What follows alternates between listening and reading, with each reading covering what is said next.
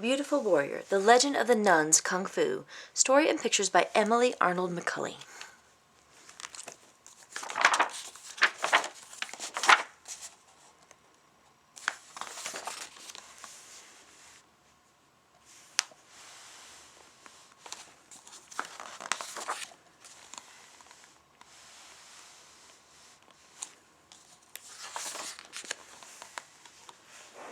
Long ago, in the reign of the last Ming Emperor, a baby girl was born in the Forbidden City.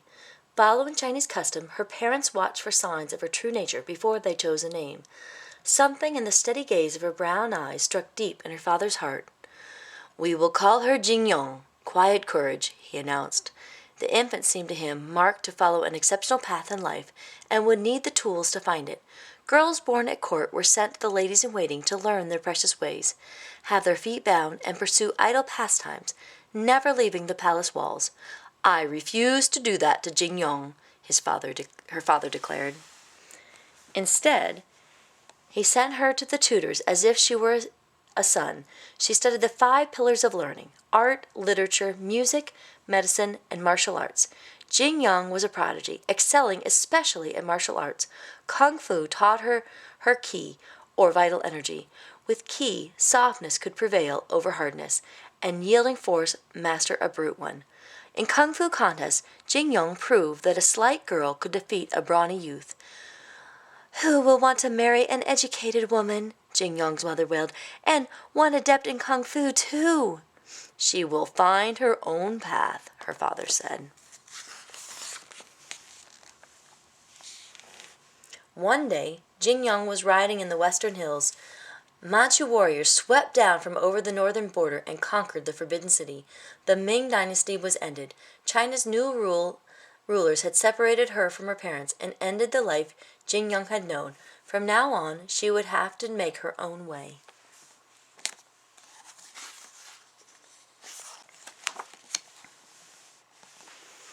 Afraid and grieving, she took deep breaths to allow her ki to flow freely through her body. This helped her to concentrate, and she thought of the Shaolin Monastery, where Buddhist monks had practiced Kung Fu for 1,000 years. Jingyong set off on the path to Shaolin. "I wish I could continue my studies with you," Jingyong told the monks.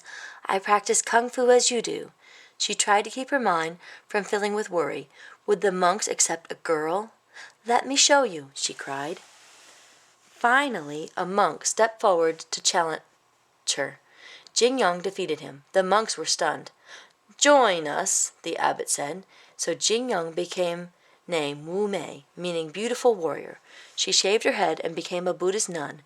When Shaolin monks begged in the villages, they talked about the nun whose calm concentration never left her.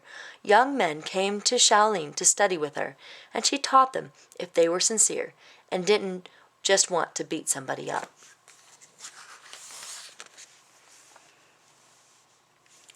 At the foot of Mount Song lay a village where the Wang family eked out a living selling bean curd. One day the local magistrate ordered a cartload of bean cakes for a banquet, and young Mingyi Wang delivered them. The magistrate paid her, and she started for home, singing because she had never held such a fat purse. Without warning, 2 men jumped out from behind a wall. One held a knife to her throat. "Hand over your money," he snarled. Mingyi Wang clutched at her purse. She frantically looked for help, but there was only a tiny nun at the end of the street. Weeping, she held out her treasure. Suddenly, a great wind sucked at them. The nun was drawing a breath. Her body seemed to swell until she towered over the thieves.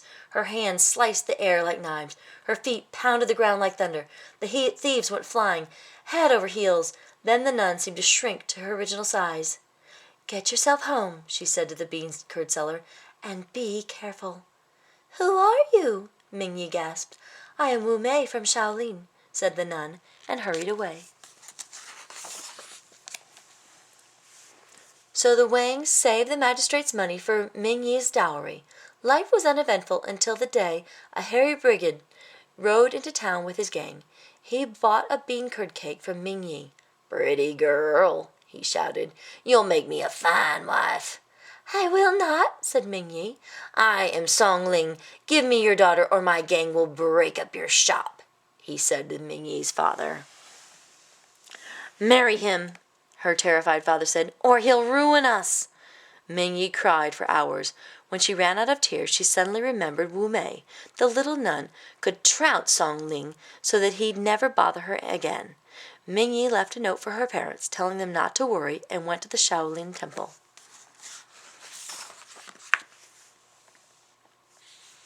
As she approached, the monastery bell pealed in the high, thin air. In the courtyard, the nun sat like a stone under a tree. Mingyi blurted out her story. Wu Mei raised her hand. "Calm your mind," she said. "No problem can be solved by a drunken monkey." Mingyi went on babbling.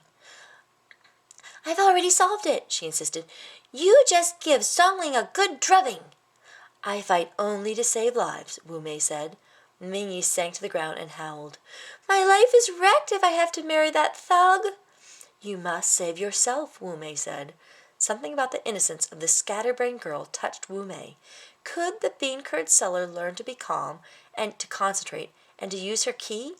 Could she find her own way if she were given the tools? It would be a challenge to try to teach her. "Do this," Wu Mei said. "Tell Song Ling that he must win you. Tell him you will marry him if he can best you at Kung Fu."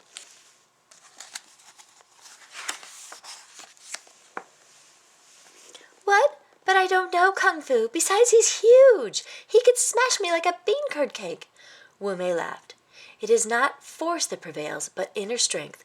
Kung Fu takes a lifetime to learn, but this is an emergency, so I will give you a crash course. It will take a year. Postpone the wedding." Mingyi was very disappointed. She had come all this way, so full of hope, only to be given a crazy plan. But what choice was there? She went home and told Song Ling, who thought it was hilarious. So did all his goons. "Why not wait a year? How could I lose?" he crowed. And Mingyi left her parents and returned to the Shaolin Temple, where the lessons began. Wu Mei led her pupil to a pool of water. "Make your mind perfectly calm, like this pool," she instructed. "Thoughts are ripples that only disturb it." Mingyi leaned over the pool. Floating there was her own puzzled face. The nun took her to a rushing stream. Wu Mei said, "Water finds the path of least resistance. Nothing is softer than water, yet it wears away the hardest rock." "That's so," said Mingyi. "But what use is it to me?"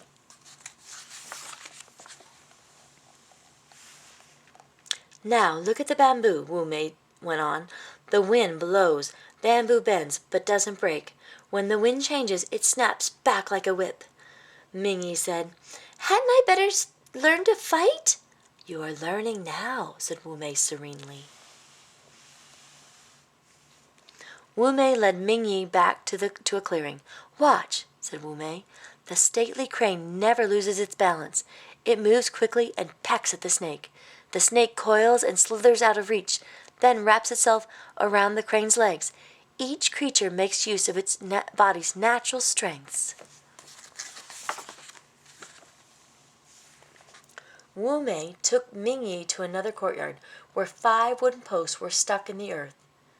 "My plum poles teach balance and quick reflexes."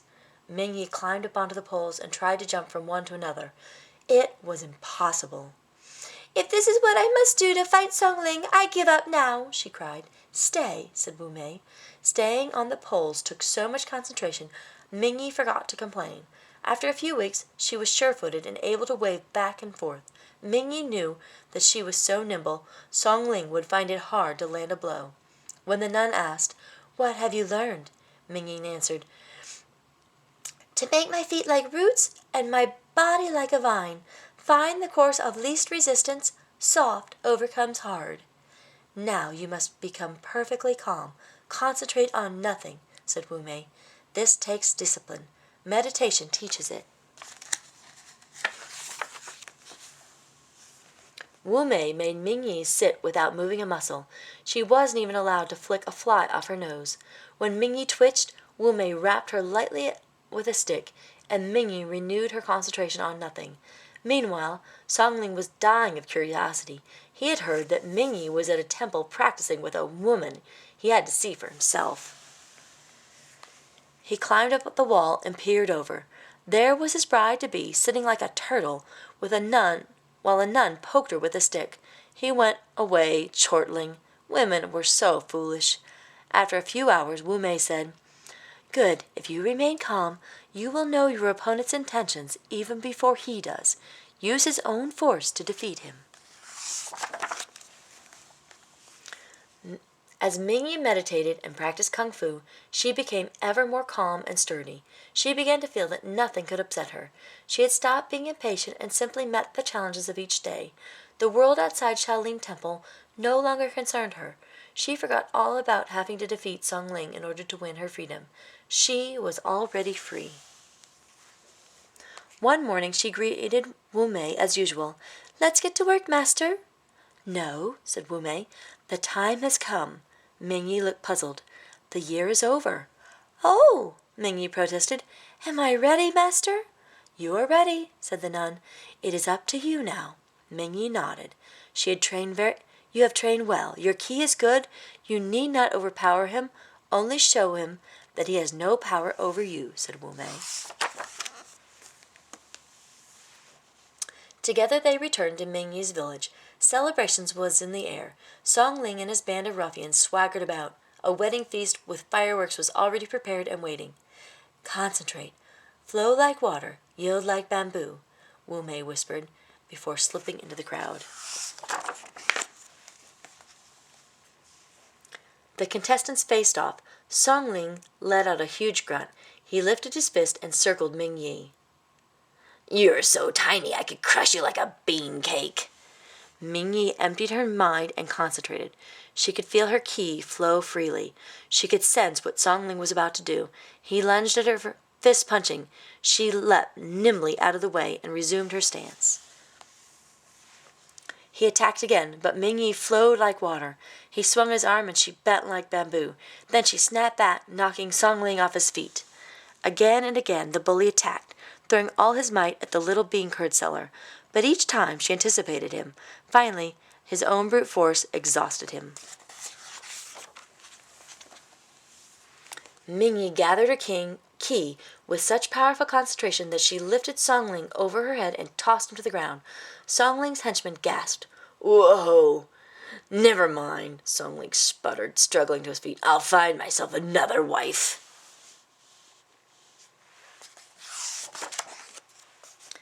Mingyi's parents embraced her. "Yours is superior kung fu, daughter," they said. "But now we have to find you another husband. It won't be easy." "I don't want to get married," said Mingyi. "I'm going to devote myself to kung fu." She bowed to Wu Mei. Wu Mei smiled. "Kung fu is the work of mastering the self and finding harmony with the universe," she reminded her pupil. "It is an effort of a lifetime."